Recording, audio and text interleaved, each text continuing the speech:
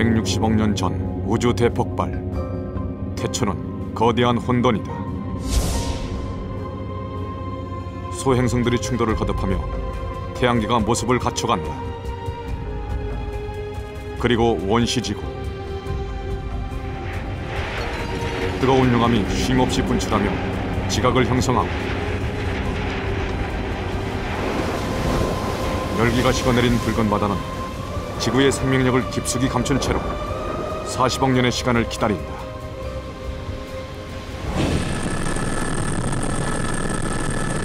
막막한 남태평양. 이곳에서 2011년 봄 한국 과학자들의 도전이 시작된다. 최첨단의 해저 개척선 무인 잠수정이 마침내 심해로 들어선다. 현재 수심 100m입니다. 그래요? 됐어요? LED 조명과 고해상도 카메라에 의해 모습을 드러내는 암흑의 세계. 현재 300m 내려가고 있습니다.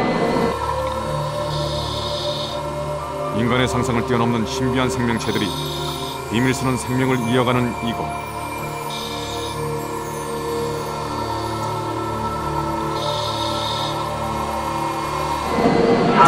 지금 바닥이 보입니다.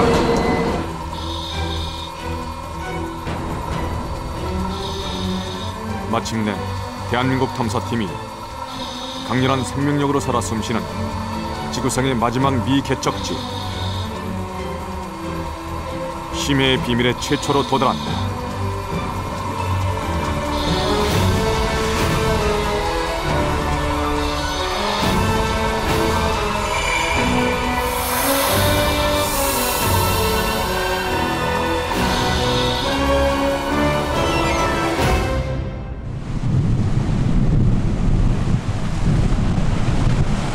지구 반대편 뉴질랜드의 티마루항.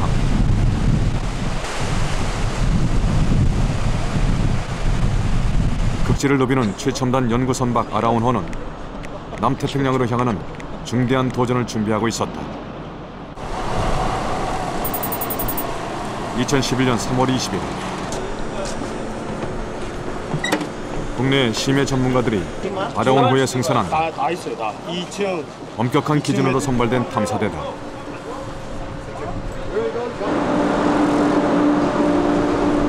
이어 수천 미터 심해를 탐사할 첨단 장비가 아라운호에 장착된다. ROV 무인 잠수정은 원격 조정을 통해 심해 탐사를 수행하는 수중 로봇이다. 지상의 100배를 넘나드는 무거운 수압을 버티는 몸체에 최신 탐사 장비들이 장착된 ROV는 미국, 일본 등의 해양 강국에서만 사용되는 최첨단 잠수정이다. And compared to other vehicles used for ocean construction, oil and gas industry, this has much better lighting. Our camera has a full 110-degree wide field of view, and no other vehicles in the world have such camera. ROV의 움직임은 선박에서 조정되는데 조정사는 기판 조작을 통해 고해상도 카메라의 시야를 실시간으로 조정한다.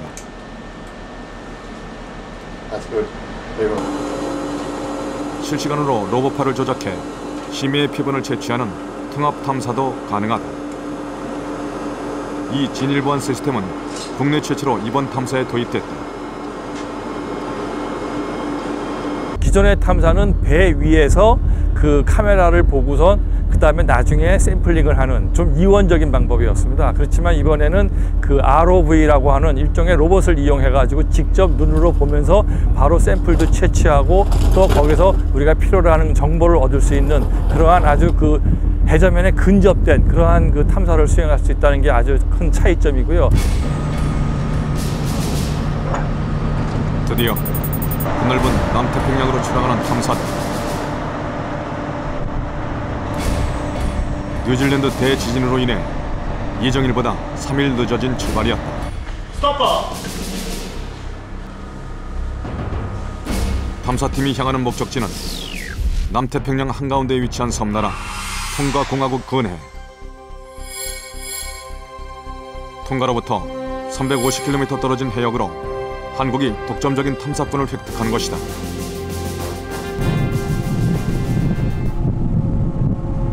뉴질랜드에서 목적지까지는 2,500km. 아라운호로도 5일이 걸리는 거리다. 하지만 이번 탐사는요, 우리가 선상에선 매일 밤늦게까지 회의가 이어졌다. 제일 아래층에 있는데 그것이 어떠한 중들이 탐사팀을 이끄는 주역은 총 4명이다. 위치 제어 장치가 굉장히 확실. 총 책임을 맡은 해저광물자원 탐사 전문가 이경용 박사. 지구 내부와 태양 해저 지각의 전체적인 시스템을 연구하는 김정욱 박사. 그냥 도대체 굉장히 많이 존재하고 해저 금속 자원 발견의 임무를 맡은 박상준 박사. 닥터 밴드오버하고 같이 해저 생물을 탐사할 주세정 박사로 이들에게 이번 탐사는 일생일대의 기회다. 달이나 화성의 지도들은 굉장히 잘 알려져 있는데 해저에 관한 지도들은 거의 알려져 있지 않거든요. 그런 해저에 저희들이 그 무인잠 수정을 넣어서 해저 밑바닥을 본다는 것 자체가 저로서는 그 우주 탐사를 하는 그런 기분이 들고 그럴 정도로. 출항 4일째. 통가 주변 해역에 허리케인이 발생했다는 소식이다. 4m 가까운 높은 파도. 탐사팀의 안전을 위해서는 항로 수정이 불가피하다. 뉴질랜드 대지진에 이어 닥친 또 하나의 심각한 악재다. 실제 남은 게 925m. 최단 시간으로 고안된 항로가 변경되면서 탐사 일정은 또다시 지체된다. 현재 위치가 아라운호의 선장은 지체 시간을 최대한으로 줄이기 위해 고심을 거듭했다.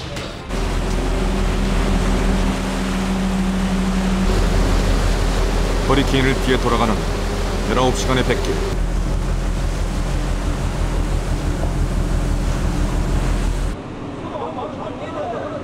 탐사팀은 시간을 절약하기 위해 24시간 탐사 체제로 돌입했다. 여러 개의 시료 채취기를 해저에 넣어 수심별로 해수를 채취하는 CTD 작업. 이때 바닷속을 보는 방법은 수심 표시와 레이저로 나타나는 해도뿐이다. 같은 시각 바로 옆에선 해저면의 퇴적물을 채취하는 멀티플 코어 작업이 함께 진행된다.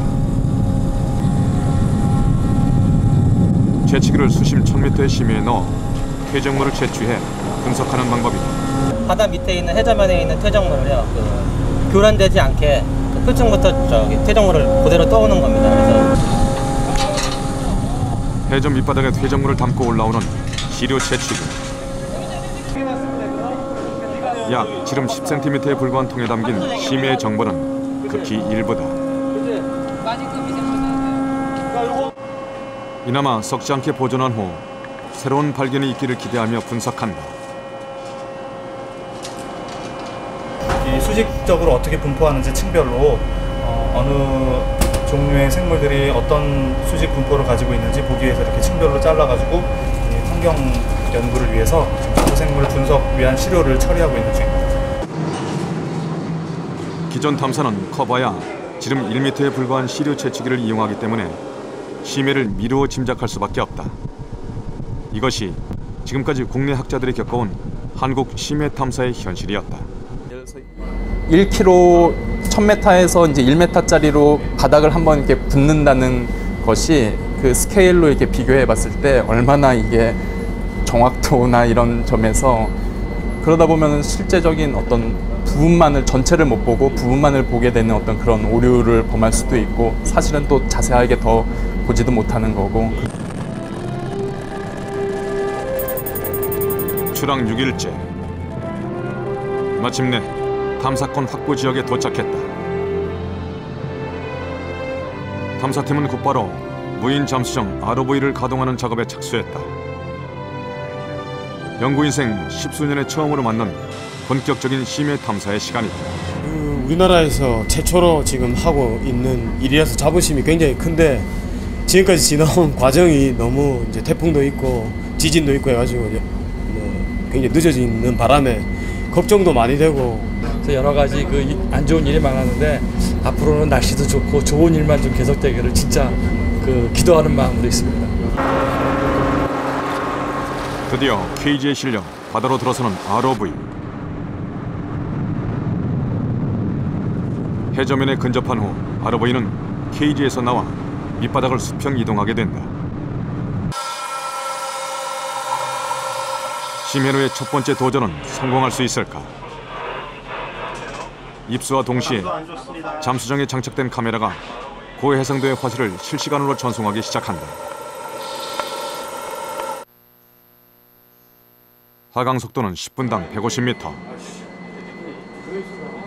서서히 모습을 드러낼 심해를 고대하며 회의실의 모니터 앞에 자리한 탐사팀은 최고조의 긴장 상태를 겪고 있었다. 마침내 1차 목표 지점인 수심 400m에 도달한다. 네, 저기 지금 현재 수심은 406m 정도 되고 있습니다.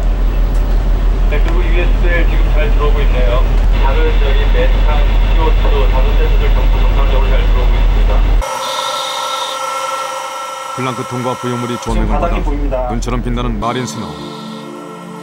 그 아래로 해저 밑바닥이 서서히 모습을 드러낸다. 경사진 피탈. 심해에 위치한 해저선의 사면이다. 언뜻 불모지처럼 보이는 이곳에서 생명체가 발견된다. 금론돔이다.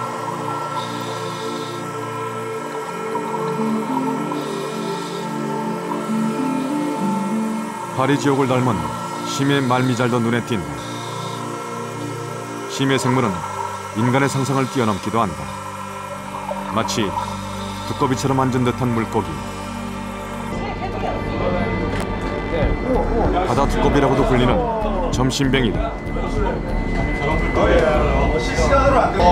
지금까지 외국의 도감을 통해서만 보았던 신비한 해저 생물. 점심뱅이는 해저 바닥에 적응해 가슴 지느러미를 이용해 걸어다닌다.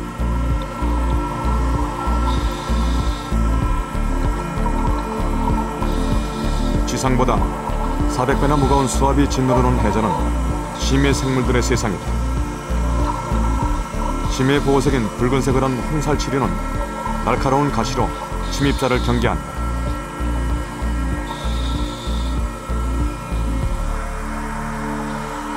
오랫동안 비밀에 쌓여 있었던 심해.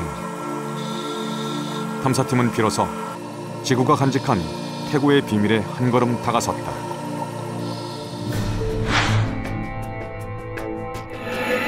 (40억 년 전) 원시 지구. 소행성과의 충돌로 용암에 덮인 지각은 바다를 일순간 말려버렸다.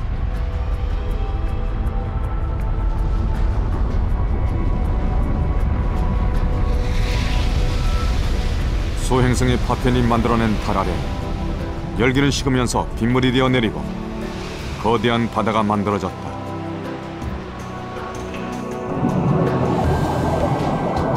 지구 표면의 60%를 덮으며 최고 수심 10km를 넘는 심해. 수십억 년의 세월 동안 해저는 미지의 영역이었다.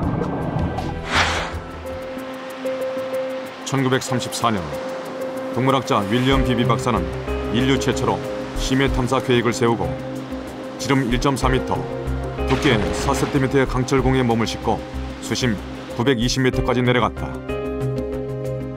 소형 카메라가 없어 잠수정에서 관찰한 심해 생물의 모습은 전화선을 통해 배 위의 화가에게 전해졌다. 최초로 공개된 심해 생물의 기괴한 모습은 큰 충격을 던졌고 비비 박사의 도전은 심해를 탐사하는 첨단 잠수정 제작으로 이어졌다. 1960년대 중반 미국에서 유인 잠수정 엘빈이 만들어진 이래 프랑스, 일본 등의 해양 강국이 차례로 잠수정을 만들고 심해 탐사에 나섰다.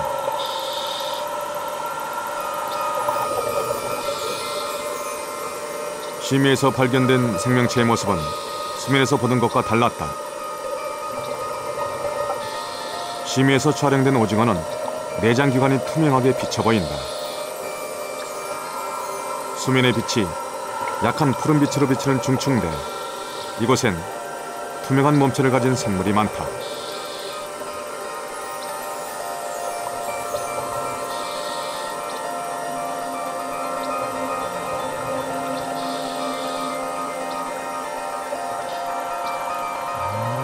투명한 몸체에 촉수 끝마다 반짝이는 발광체를 갖고 있는 아레나 관해파리. 한 몸처럼 연결된 개체들이 한 몸인지 아니면 각자 다른 생명이 모인 것인지를 두고 학자들 사이에 의견이 분분한 미지의 생물이다.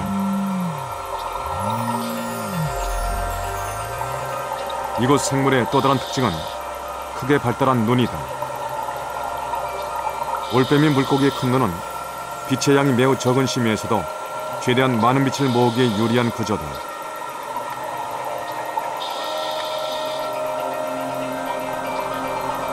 일명 뇌가 보이는 물고기라 불리는 베러라인.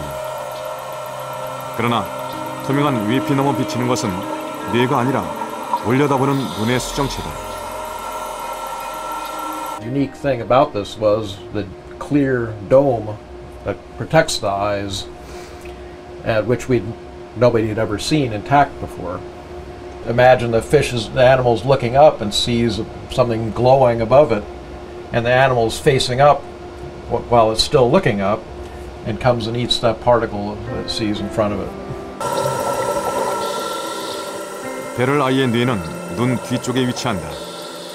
그 앞에 보이는 두 개의 돔 모양 수정체는 빛을 모으기에 유리할 뿐더러 해파리의 독에서 눈을 보호하기에도 좋다.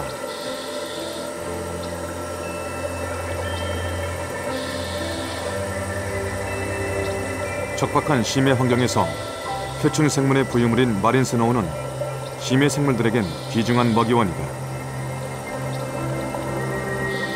거미줄 같은 집을 짓고 표층에서 떨어지는 유기물을 붙잡아 먹는 라바신. 라바신이 버리는 거미줄 집은 보다 밑바닥에 사는 해저 생물들의 귀중한 먹이원이다.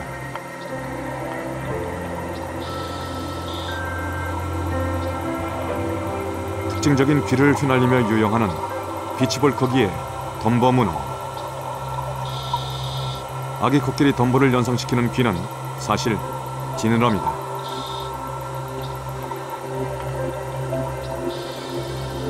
커다란 푸른 눈을 가진 뱀파이어 오징어는 박쥐 날개처럼 막으로 연결된 다리를 갖고 있는데 천적이 나타나면 몸 안팎을 뒤집어 달아난다.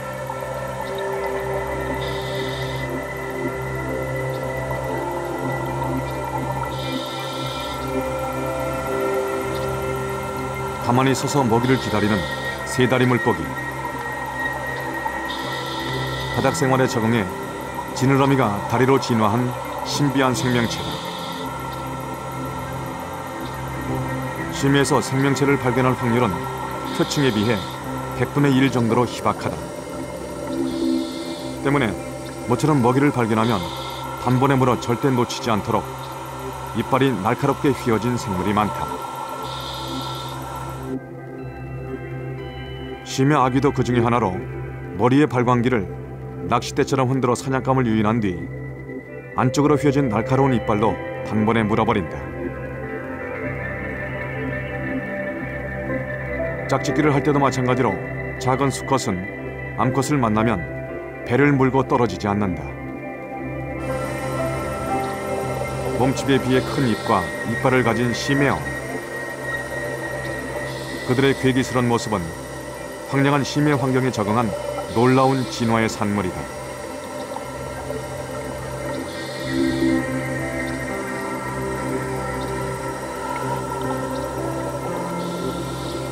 빛이 전혀 들어오지 않는 수심 1000m 이하의 무광층. 해파리의 놀라운 발광이 암흑의 심해를 수놓는다. 빛 해파리의 몸에 난 작은 섬모 돌기들이 발광하며 선보이는 아름다운 무지갯빛 향연.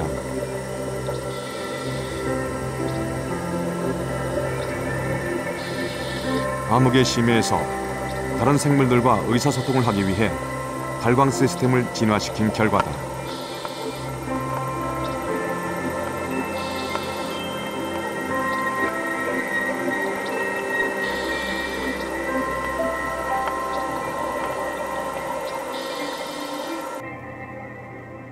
최근 심해 생물의 발광 시스템은 생명과학의 주목을 받고 있다.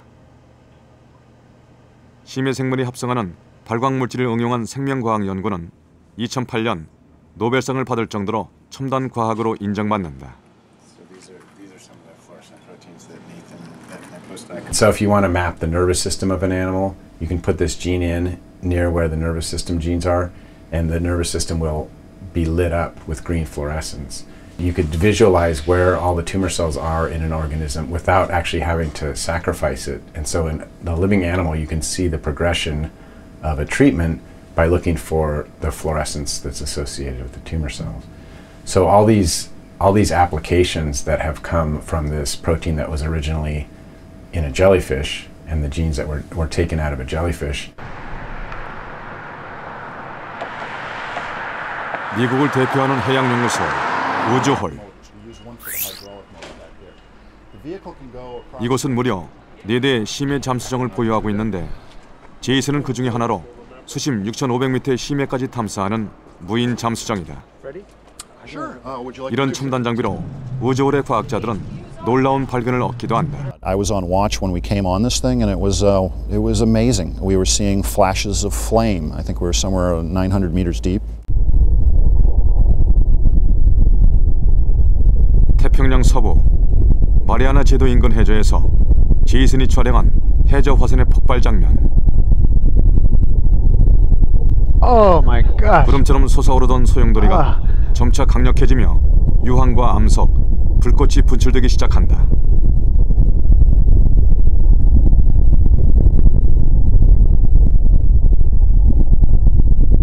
(3년간의) 지속적인 탐사 끝에 탐사팀은 환태평양 조산대의 화산 폭발을 목격한 최초의 인류가 되었다.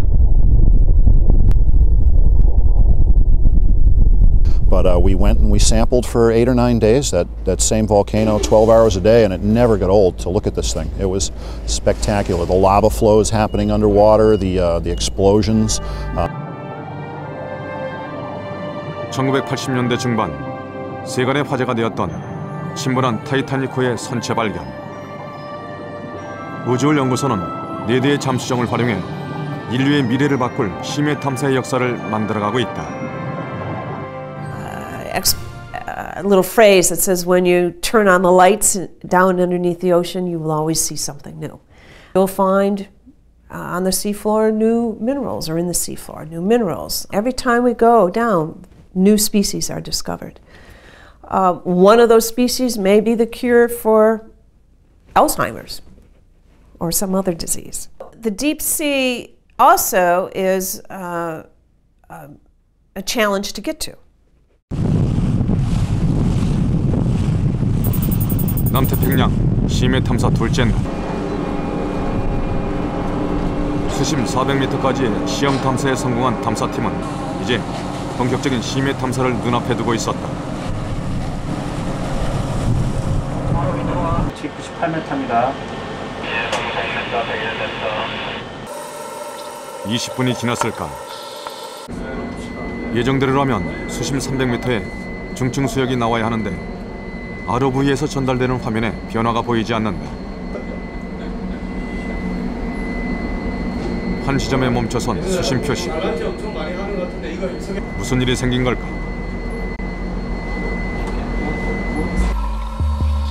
서둘러 무인 잠수정 카메라로 살펴본 결과 잠수정을 내려보내는 케이지의 케이블이 축에 걸려 헛돌고 있었다.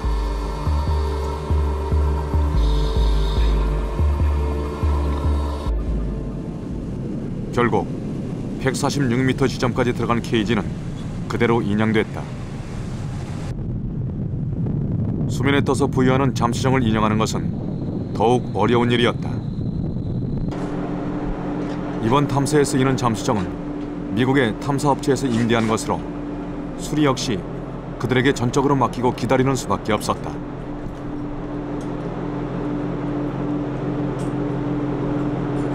We had a mechanical failure of the chain which spools in the tether.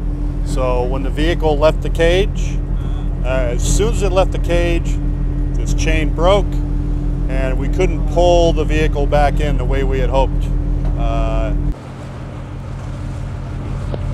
2시간여의 수리 끝에 탐사가 재개됐다. 수심 400m 지점까지 문제없이 내려간 상황. 케이지에서의 분리도 별탈 없이 이루어졌다. 그러나 또다시 이상이 발생했다. 내려가던 잠수정이 그대로 멈춰선 것이다. 조사 결과 케이지와 잠수정을 지탱하는 크레인에 과열 신호가 포착됐다. 자칫하면 케이지와 잠수정을 모두 잃을 수도 있는 긴박한 상황이다.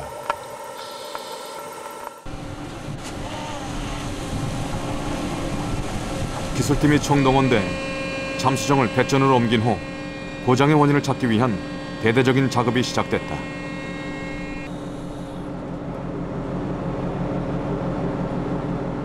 아주 작은 결함으로도 큰 고장을 일으킬 수 있는 무인 잠수정. 고장의 원인은 메인 모터의 부러진 핵심 부품이었다.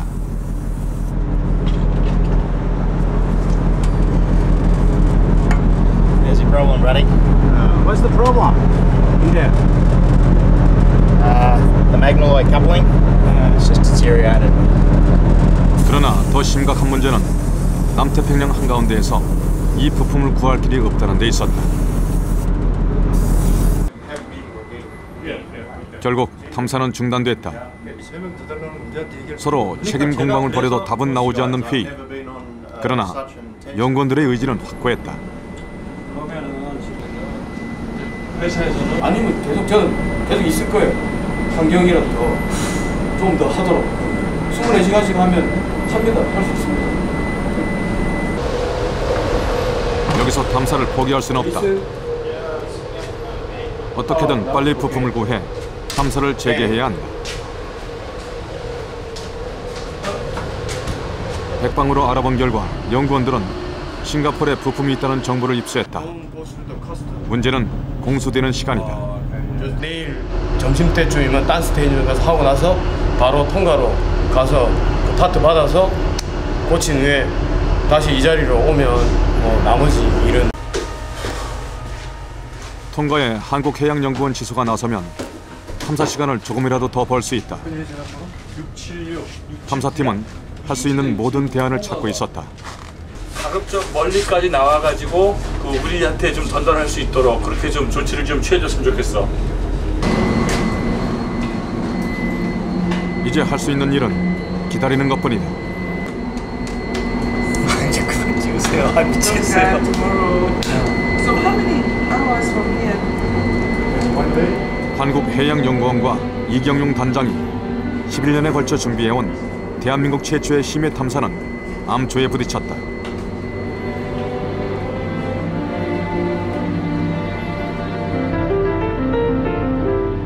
그러나 어차피 처음부터 순탄치 않은 길이었다. 무인 잠수정을 운영할 장비와 인력, 그 어느 것 하나 충족되지 않는 국가적 현실과 싸우며 탐사팀은 여기까지 왔다. 어떤 분들은 우리가 너무나 안 갖춘 인프라 속에서 이런 일을 한다는 게 무리 아니냐 그런 말씀을 많이 하십니다. 그래서 그런 생각을 많이 했습니다. 내가 진짜 너무 과욕을 부린 거 아닌가. 그래서 좀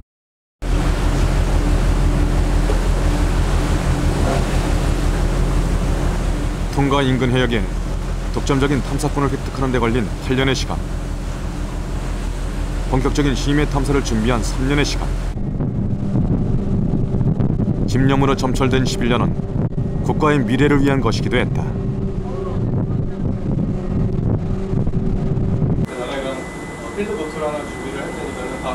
이번 탐사의 가장 중요한 임무, 그것은 해저 광산을 찾는 일이다. 스케일이. 근데 지금 여기 부서지는 것이 침리예요. 근데 우리는 바닥을만 영어로 침리라 표현하는 심해의 굴뚝은 해저에서 뜨거운 물이 솟아나오다 굳어져 만들어진다. 1977년 갈라파고스 제도에서 최초로 발견된 열수 분출구는 세계적으로 비상한 관심을 모았다. 열수 분출구의 뜨거운 열수가 지각 깊숙한 곳에 금속을 녹여내 지각으로 퍼올리기 때문이다.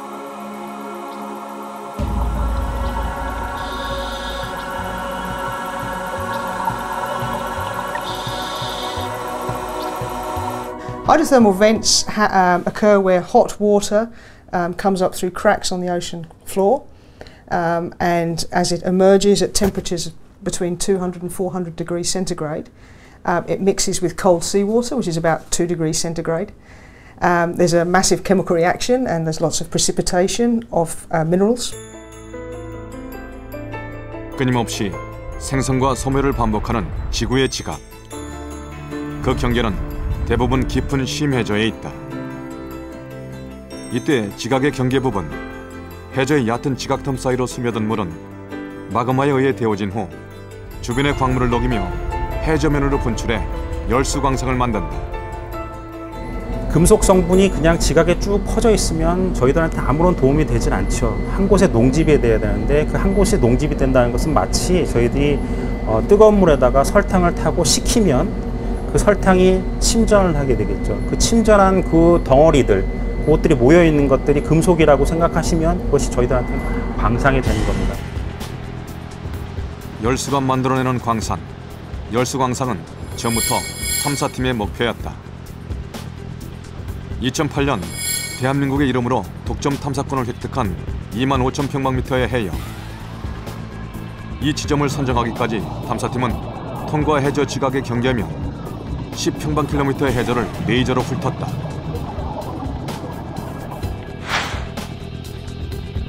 조사 끝에 선정된 탐사 해역은 해령에서 생성된 지각이 호상열도 쪽으로 밀려 들어가는 지점으로 이때 지각이 접힌 틈으로 열수가 솟아나며 광상을 형성할 것으로 추측된다.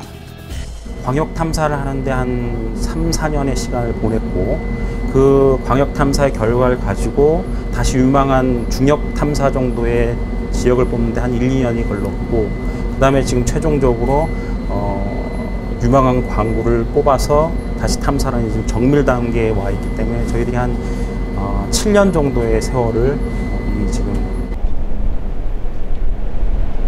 심해저에 열수광석을 찾아야 하는 이유는 무엇일까?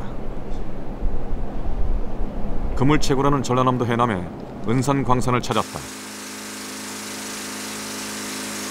지하 84m에 위치한 1.2km의 막장. 은산광산은 수천만 년 전에 형성된 것으로 그 기본 원리는 해저 열수광산과 같다.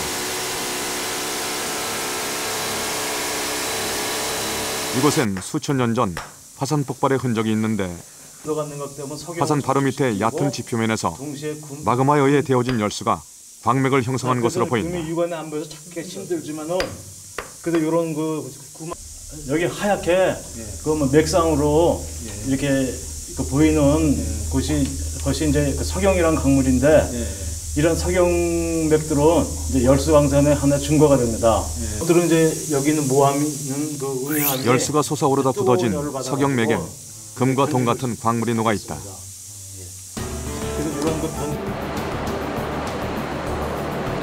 2002년부터 채광을 시작한 은산광산에선 금광석 1톤당 평균 7g의 금을 얻는다. 수백만 년의 지각 변동을 겪으면서 성분이 변형되거나 다른 암석과 섞인 경우가 많다. 약품 처리를 통해 거품에 금속 성분이 묻어나게 한 다음 다시 금을 재련해야 한다. 이나마 점차 찾기 어려워진 상황. 세계는 해저의 순수한 광물에 눈을 돌리고 있다.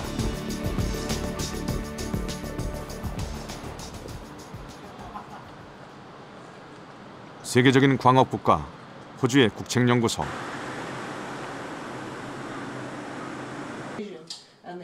이곳의 주된 업무 중 하나는 해저 광물 자원 탐사다. 이미 여러 차례 남태평양을 탐사해 여러 가지 표본을 채취해왔다. The ones we find on the seafloor now tend to be higher grade because they're undiluted, because they are forming in situ. The ones that are on land tend to have been through hundreds, if not thousands of millions of years of burial and folding and heating up and deformation, we call it. So they tend to have been perhaps recrystallized, and so they tend to be mixed in with other minerals. Yeah, so the ones on the seafloor now are the raw product. They're pristine. 유인 잠수정 심가이 6,500과 최신 무인 잠수정을 보유한 일본은 이미 1975년에 심해 광물 탐사를 시작해 유망 지역의 탐사권을 획득해왔다.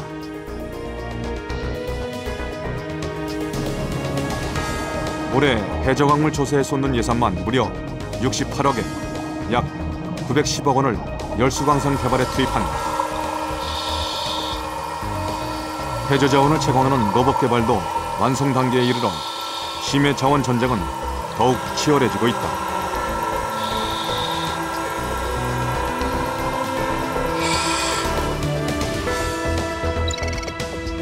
열수광산 유망지인 퉁가 인근은 특히 세계가 주목하는 곳으로 해양연구원은 탐사권을 획득하기까지 넵튠, 노틸러스 등의 심해 개발업체와 치열한 경쟁을 겪어야 했다. 탐사권 확보 경쟁이 지금 굉장히 치열한 상태입니다. 지금 그 해외 민간 기업 같은 경우는 그 쉽게 얘기해서 해저 열수광산이 나올 만한 데는 다 자기네들이 그 차지하려고 모든 지역을 다 탐사권을 신청한 상태고요. 물론 그 중에서 탐사권을 받은 지역도 있고 아직 못 받은 지역도 있고 그러한 그 사람들의 움직임을 저희가 2006년도부터 파악을 했어요. 그래가지고 2007년도에 이제 탐사권을 신청을 해서 2008년도에 따게 되는데 그 과정에서 당연히 경쟁이 붙었었죠. 부품 고장으로 탐사가 멈춰선 지 5일 만에 탐사가 재개되었다. 아라운호가 탐사 해역에서도 열수 분출구를 발견할 확률이 높은 지점에 들어선다. 이번 탐사는 열수 분출구에 접근해 육안으로 확인하고 광석과 생물의 시료를 채취하는 것을 목표로 한다.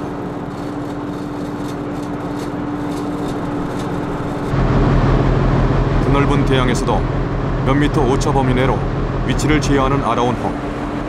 탐사 지점은 정확하다.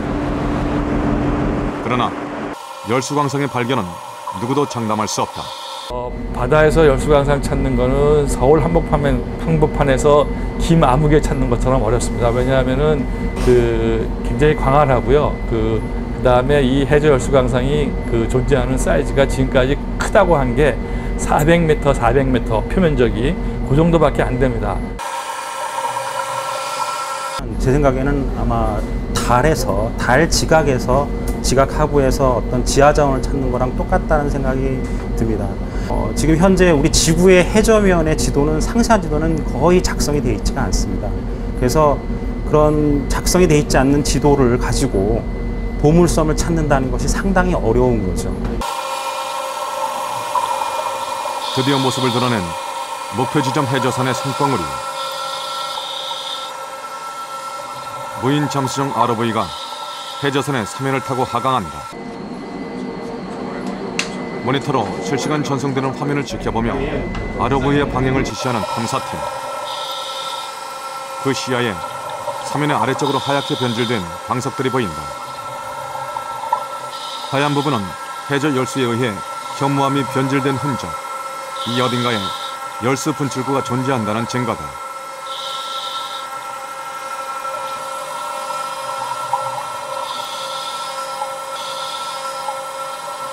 조명을 비추자 빛나는 해저 굴뚝.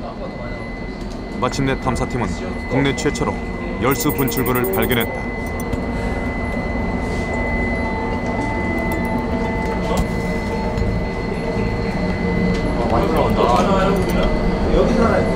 노란 황이 서린 굴뚝 꼭대기에서 열수는 끊임없이 분출하고 있다. 이곳이 심해의 밑바닥, 쉼없이 고동치는 지구의 심장이다.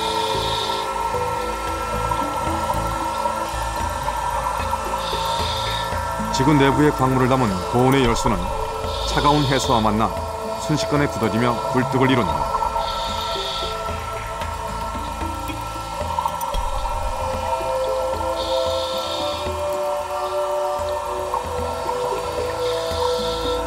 새로운 자원이 생성되고 있는 살아있는 지구의 모습. 이 열수 분출공들이 생명을 다하면 분독을 이뤄 열수 광상을 형성할 것이다. 유독한 황을 함유한 고온의 열수가 뿜어져 나오는 열수 분출구. 이곳에도 생명이 살고 있다.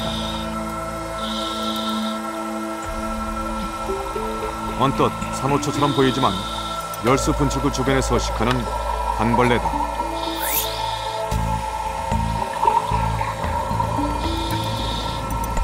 관벌레는 끊임없이 붉은 아가미를 여닫으며 열수를 들이마신다.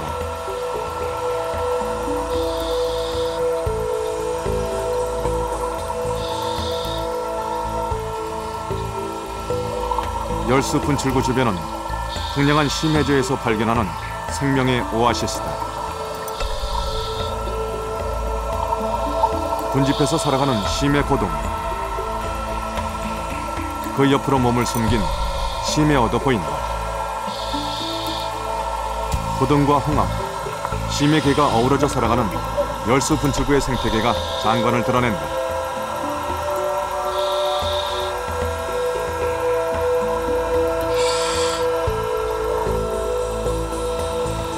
알려진 생명의 서식 한계는 미생물의 경우에도 170도씨.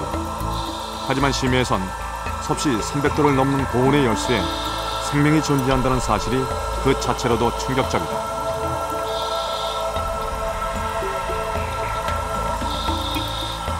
게다가 햇빛이 전혀 들어오지 않는 심해. 별다른 먹이원이 없을 뿐더러 주변엔 유황이 가득할 뿐이다.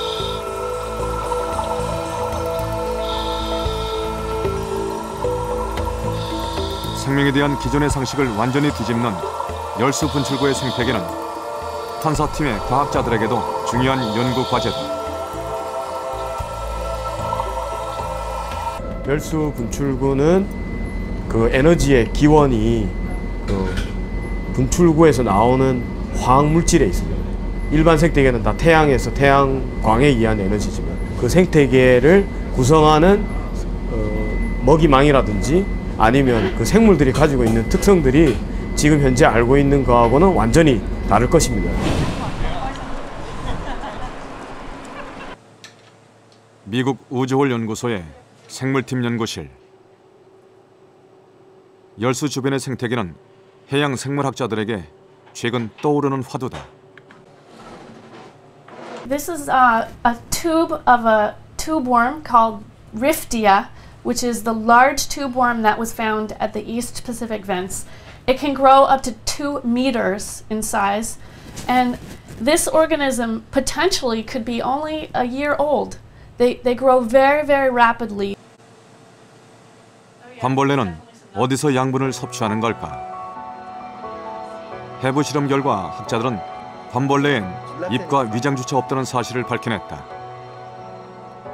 관벌레의 내부를 채운 건 박테리아 주머니로 안에선 유황과 같은 노란 물질이 발견된다.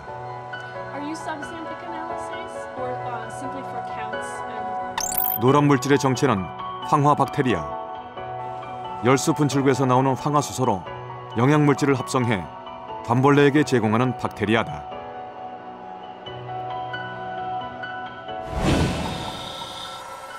깊은 심해저. 관벌레의 생태계는 태양빛이 아니라 열수 분출구에 의지하는 화학 합성의 세계다. 붉은 아가미로 유독한 황화수소를 들이마시는 관벌레는 열수 분출구가 생겨나면 가장 먼저 자리를 잡는 생명체로 지상의 식물과 같은 역할을 한다. 관벌레가 먼저 자리를 잡으면 뒤이어 미생물과 홍합 등이 자리를 잡는다. 홍합은 자체적으로 황화 박테리아를 내부에 배양하며 때로는 미생물도 먹을 수 있다.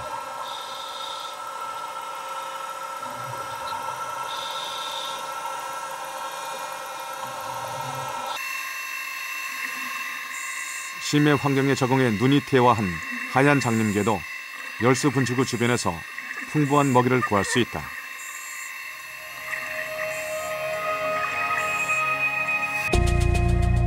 이 생태계는 열수 분출구의 생성과 함께 나타났다가 열수가 멎으면 종말을 고한다.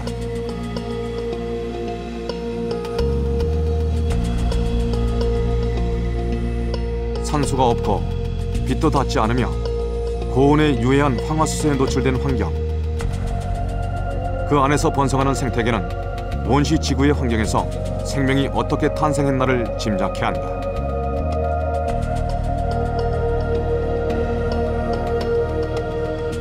The especially considering that early Earth probably had seafloor spreading type processes going on, so hydrothermal vents, or at least hot submerged habitats, probably existed, and microbes were most likely the first life forms.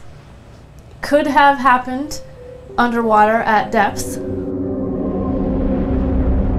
가설에 의하면 용암이 끓어오르는 원시 지구의 바다. 그 깊은 심해에서 DNA가 합성되고 황화수소를 먹는 박테리아가 생겨난다. 이 박테리아는 곧 대기에 가득한 이산화탄소를 흡수해 산소를 만들어내고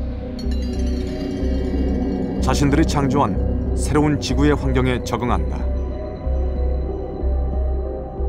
Actually, there is quite a bit of work that's gone on in understanding the evolution of life on this planet, thinking that the ocean was the early stage for that life.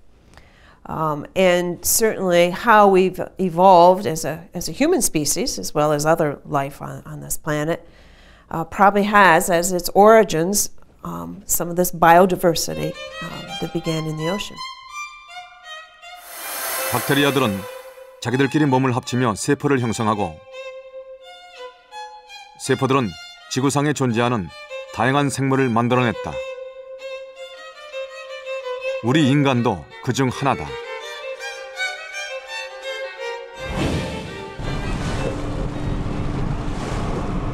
탐사는 점차 속도를 높여가고 있었다. 열수 분출구의 생태계는 생명의 기원을 밝혀낼 중요한 단서다. ROV에 장착된 정교한 로봇팔로 관벌레를 채취하는 탐사팀. 바구니에 담겨 심해저 밑의 관벌레는 지상으로 옮겨진다. 현재까지 발견된 열수 분출구는 전 세계에서 200개 남짓한 지역뿐이며 그 각각은 개개의 고유한 특성을 지닌다. 따라서 연구를 빠르게 진행한다면 외국의 해양연구소를 앞질러 새로운 발견을 할 가능성은 충분하다.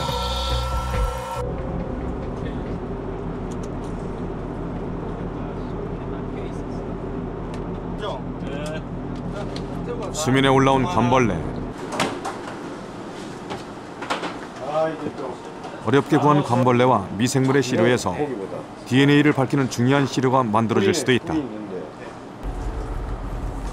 탐사팀의 생물 분야 전문가들은 이번 탐사를 통해 세계 수준의 연구를 진행할 수 있다는 기대감에 부풀고 있었다. 무엇보다 본격적인 심해 탐사의 소중한 경험을 얻었다. 최초로 하는 일이라서 경험도 없고 해서 기대는 아직 미치진 못해요. 근데 제가 봤을 때는 우선 하루하루 굉장히 빨리 우리가 이제 샘플 채집하는 거라든지 아니면 새로운 것들을 많이 발견하고 있기 때문에 처음에 기대 끝날 때는 거의 부응할 거로 보고요. 탐사 8일째.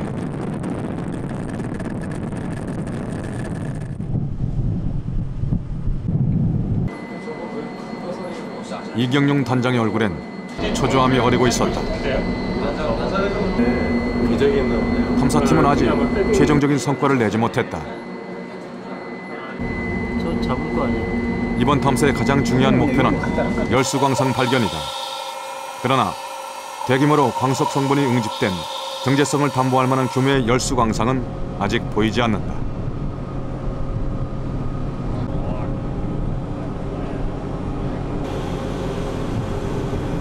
하지만 곧 희망적인 징조가 포착됐다.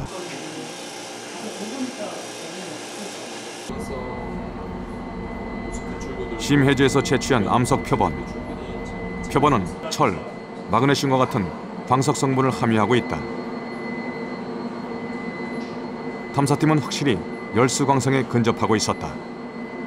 지금 이제 기대했던 지역, 기대했던 것과 유사한 형태를 지금 확인을 하고 있고요. 지금 더 고무적인 것은 저희가 그 주변에 전에 이제 알지 못했던, 전에 생각했던 것과는 달리 더 많은 어떤 광채들이 주변에 분포하고 있을 것으로 지금 파악이 되고 있거든요. 이쪽에서 이제 더 될 것 같으니까는 잘하면 이쪽 전체가 25,000평방미터의 탐사 해역에서 이제 남은 지역은 해저선 몇 개뿐.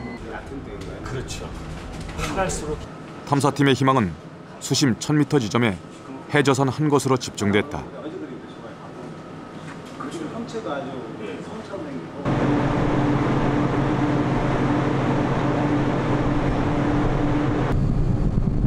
21세기 자원 강국의 초석. 열수광성을 향한 탐사팀 최후의 도전이 시작된다.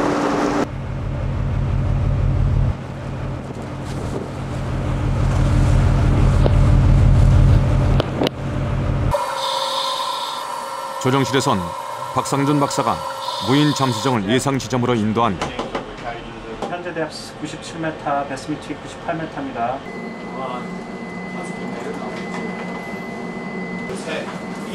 목표 지점은 지금까지의 탐사 중 가장 깊은 수심 1000m 지점. 탐사팀은 오랜 선상 생활의 고단함도 잊은 채 숨죽여 모니터를 주시한다.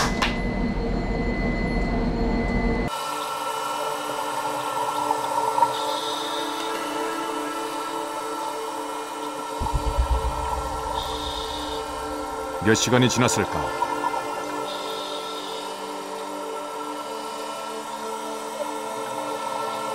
멀리서 희미한 성체가 눈에 들어온다. 상당한 규모의 열수 분출구다.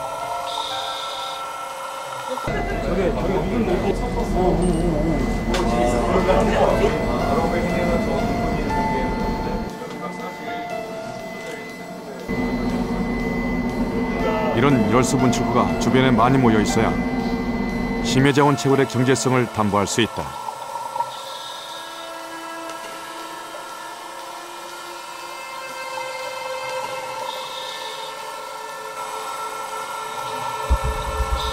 해저선 한 곳에 집중된 열수광선 탐사는 열흘 넘게 계속됐다.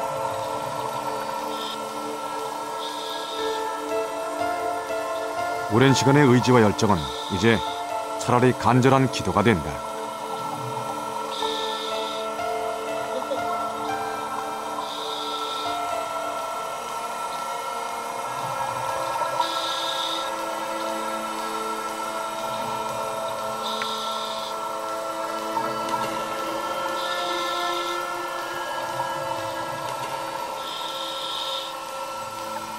이번 탐사 뒤에는 정부와 대기업들이 연계한 컨소시엄이 있다. 자원 탐사의 후발곡으로 10년 후에 해저자원 채굴을 바라보는 국가적 사업. 그 선봉에 선 탐사팀은 더 이상 물러설 곳이 없었다. 해저 열수로 변질된 하얀 현무암이 곳곳에서 발견되며 기대감은 점차 커져갔다. 바닥에서 10m 이상 성장한 죽은 열수 분출구의 굴뚝. 이런 발견이 종종 이어졌지만 대규모 열수광성의 존재로 확인되지 못했다.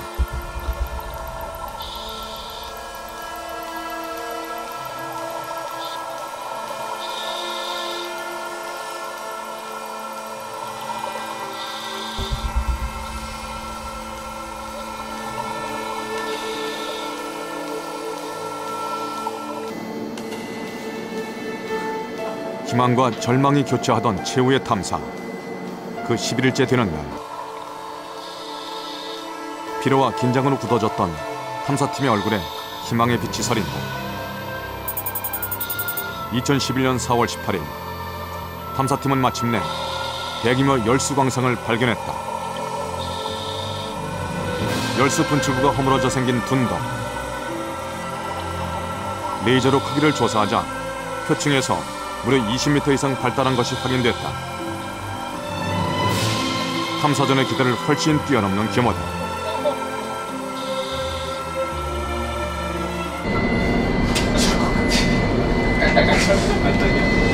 다음번에 오면 숨 넘어가고. 다음에 하면 완전히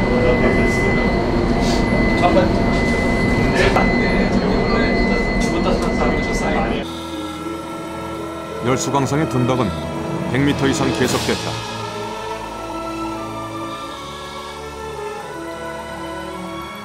짧게는 수십 년부터, 길게는 20만 년에 걸쳐 형성된 열수광상이다.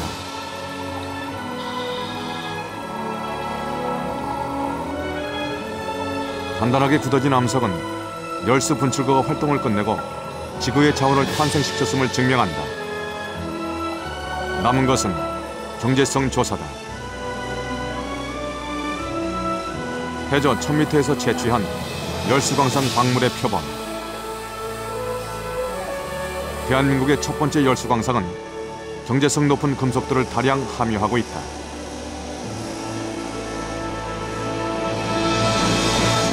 샘플을 이용해가지고 분석을 한 결과에 의하면요, 금이 많게는 한 톤당 20g 정도 들어있고요. 그 다음에 구리가 1 내지 2% 정도 들어있고요. 그 다음에 아연이 한 20% 정도 들어있습니다. 초록색으로 구리가 드러난 광석. 이 안엔 금과 은도 상당량 존재하는데, 특히 금의 함유량은 육상광산의 손익분기점인 톤당 6g을 3배 이상 뛰어넘는다. 탐사팀의 성과는 막대한 경제적 가치를 지닌다. 지금 보시는 뒤에 보이는 이런 그 죽은 침리가 모여서 이렇게 둔덕을 이루고 있는 걸 보고 열수광산이라고 하거든요.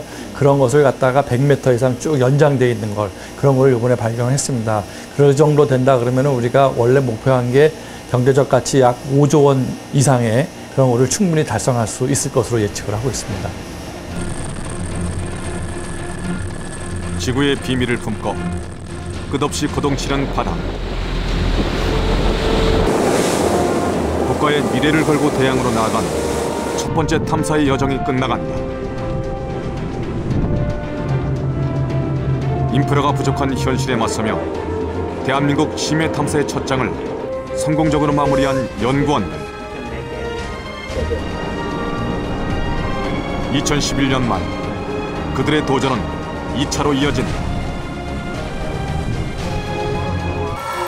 아직도 많은 비밀을 감춘 암흑의 해저.